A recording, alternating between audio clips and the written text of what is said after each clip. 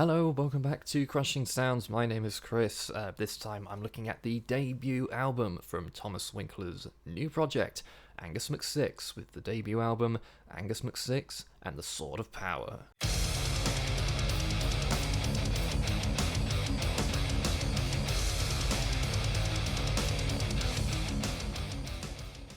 So where to start with this one? Angus McSix is the brand new project, as I said, by former member of Glory Hammer, Swiss singer Thomas Winkler. I'm sure the context for all this is well known to most of you at this point, but just to bring everyone up to speed, Thomas Winkler became most known for being the vocalist of power metal band Glory Hammer. I used to talk about Glory Hammer quite a lot on this channel over the years. They were fast becoming a very prominent band in the genre, releasing 3 awesome albums with Thomas as the lead vocalist. I loved music, I loved the aesthetic, the ridiculous characters, and Thomas's incredible vocals. Then, of course, we learned suddenly back in summer of 2021 that he had been removed from the band suddenly. Thomas Winkler has now formed his own band titled Angus McSix, an apparent upgrade of his character in Glory Hammer, Angus McFife. I reviewed, or more rather gave my immediate thoughts on the first song from this band called Master of the Universe, the day that song dropped, and my god, that was became almost instantly our most viewed video on the channel, and first video ever to reach 1,000 views. So if any of you here watched that video at the time, thank you so incredibly much for that. That was amazing. Had I known that video was going to blow up like it did, I would have done it very, very differently. It only occurred to me after I put that video up that I didn't really mention if I liked the song or not. I just talked about the controversy, but hey ho, that's why I don't do many spontaneous videos without writing what I'm going to say first. You know, you live and you learn. I go over my thoughts in that video regarding the whole Glory Hammer leaked group chat debacle, so go see that video if you're interested. I don't feel like going into that again. My takeaway from that song was that I did like it quite a bit. It's only grown on me in time. My worries, however, was how that song was such an obvious pointed remark at being removed from Glory Hammer. And now Angus is back, one better kind of thing. Some people found that a powerful and triumphant return. I thought it came across a bit bitter. I was worried that the whole album might be nothing more than one big fuck you to Glory Hammer, and I'd rather he make a band that stands on its own merit rather than being tied to the drama of the past. But now, of course, the album is finally out, so let's talk about it. My fears going into this thing, I'm not going to say they weren't justified.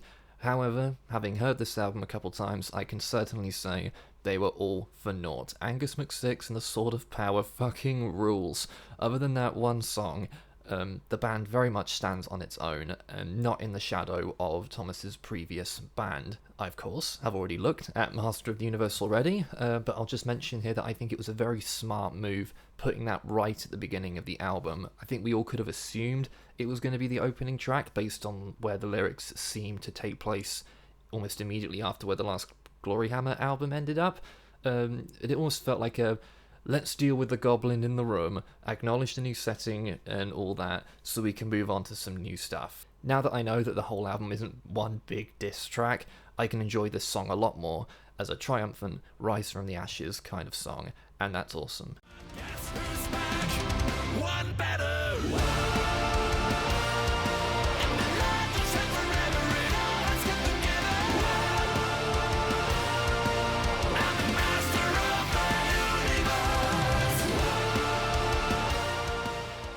Right, let's talk about some new shit. The second song, Excalibur, is really, really fun. It's much stompier than the first song, with a great infectious beat that just runs all the way through it.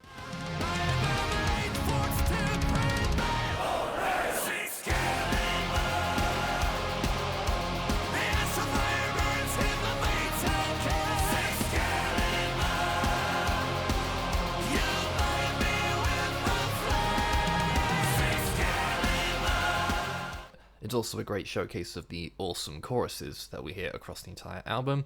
I can just see a crowd of people singing Excalibur back at the band. Also love that string section in the verses, love that, and the choral effects in the choruses as well are a really, really nice touch. Also, have you seen the video for this song? Find someone who looks at you the way Angus looks at that sword, just saying. Great guitar solo on this song as well, not too flashy and overstated, it fits just right. That's how you do it, Kirk Hammett. Wouldn't be a power metal album if there wasn't the odd nod at the silly and the ridiculous, so of course we have the title that will forever go down in history, Laser Shooting Dinosaur. I personally prefer my power metal to be more epic than silly, but I know for many people the odd acknowledgement of how ludicrous this music is much appreciated, so fair enough.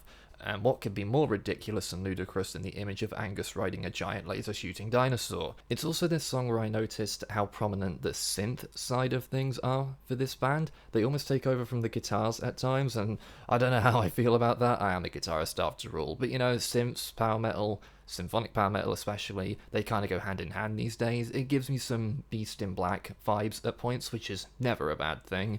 I love the track Amazons of Caledonia. I said I wanted epic, doesn't get more epic than that chorus.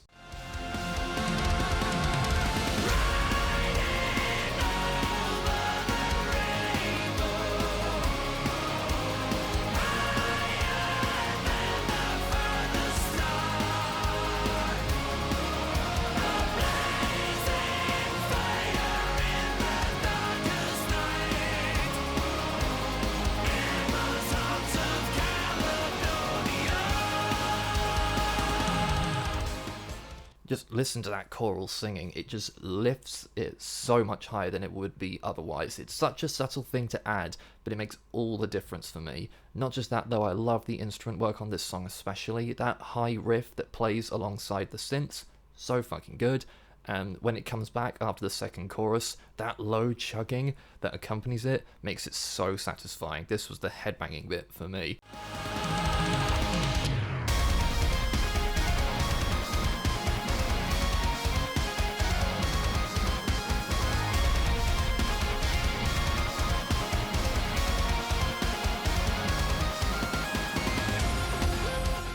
Star-Lord of the Sixta Stellar System, fucking hell that title. This is as epic as the album gets. It's the longest track at 5.5 minutes, which isn't that long really. And it feels like it has the grandest scope of everything that goes on. The chanting of Angus with, again, the awesome choral singing leads us into probably the most grand chorus of the album. It almost gives me some Auden Ogan kind of vibes, if that makes any sense.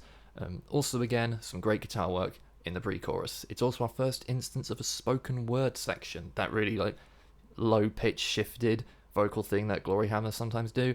It's still effective here, and it leads into the last chorus really, really smoothly. And a neat touch I liked is that you can still hear some vocals underneath that spoken word bit, which I quite like. It makes it feel like the song is still going and not pausing for the spoken word bit.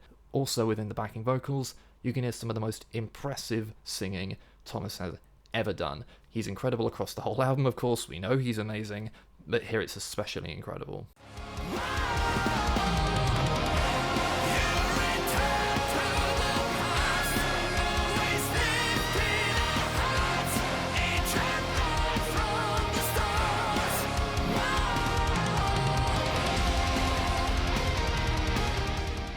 The track, The Key to Eternity, we're back into the very Beast in Black inspired sound. I mean, that intro, verse, chorus is so damn Beast in Black, which I stress again is no bad thing. I love that band.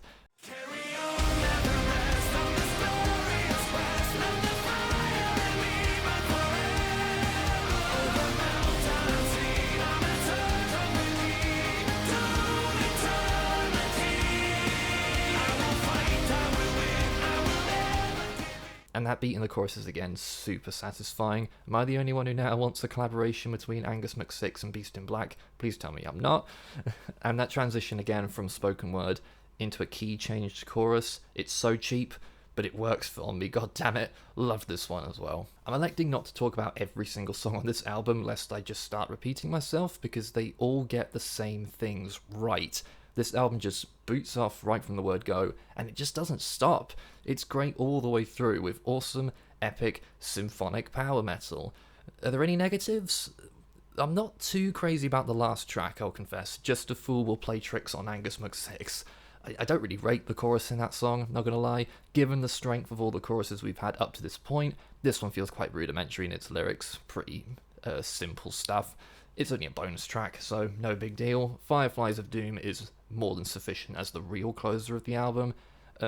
It's just this final song is the only one I would likely skip on re-listens, but all the other tracks are great. Also weren't quite enough guitar solos for me personally. Plenty of great riffs, for sure. Not too many solos though. That's a very personal thing, of course. I know some people don't like to be bogged down with guitar solos, but the ones we do get here are really, really good, so I wouldn't have minded a couple more. I would also have loved to have seen one big, epic, long song on the album. You know how Blind Guardian, for example, would have like the song Wheel of Time at the end of an album, or Glory Hammer have Fires of Ancient Cosmic Destiny. Not that this album suffers from not having something like that, but for me that was the one thing that would have lifted it even higher for me. We know full well by the end of this album, this band can do epic, so why not have one big epic showstopper, if that makes any sense? That being said, I can understand why they might have wanted to be more straight and to the point on the album, make the debut clear, concise, rather than risk a long, overblown song for no reason. That's more something I would want to see going forward from the band, rather than it being something actively wrong from the album, if you know what I mean. And hell yes, I want more. This, to me, has been the biggest surprise of an album I've had in a really long time. I will be honest, when Thomas announced this new project and I saw the name Angus McSix, I did sigh and have massive, massive concerns. It sounded like a petty vanity project and could have been an arrogant flex like I was the real key player in Glory Hammer kind of thing. It could have crashed and burned, is my point. I'm so happy to say that that is definitely not the case. This album stands on its own and is such a triumph of a debut album. It's epic when it wants to be, it's catchy, it's fun, it features really talented musicians across the board. What more could you want from a power metal album? I'm not going to compare this to Glory Hammer, I'm sure plenty of people are going to do that already. All I'll say is that if you were gutted like I was when he was removed from that band, his new band have the potential of being something truly special if this first album is anything to go by.